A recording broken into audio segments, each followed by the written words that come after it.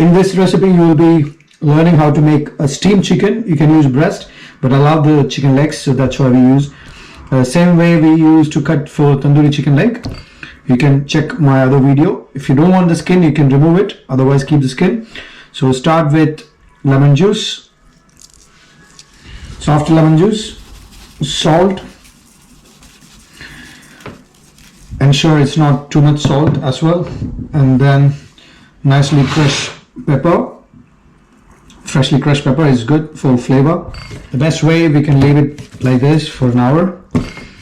So the chicken. Okay, so now the chicken we're going to marinate. So we just made a colander with a steaming pot underneath. I'm putting some carrot juliennes, some cabbage, some onions that we can use it when we plate it. You know, that'll be nice. All the juice from the chicken also get absorbed in the vegetable. So putting the chicken like this. So now we keep it covered. At least I'll leave it for 20 minutes and then we'll check it if it's cooked. Otherwise I'll give more like 5 more minutes to cook. Nice, juicy, and so after 20 minutes the chicken is, I believe it's cooked. Yeah, it's perfect because you can see. So now it's ready. We'll be finishing off the steamed chicken. So that's a steamed chicken.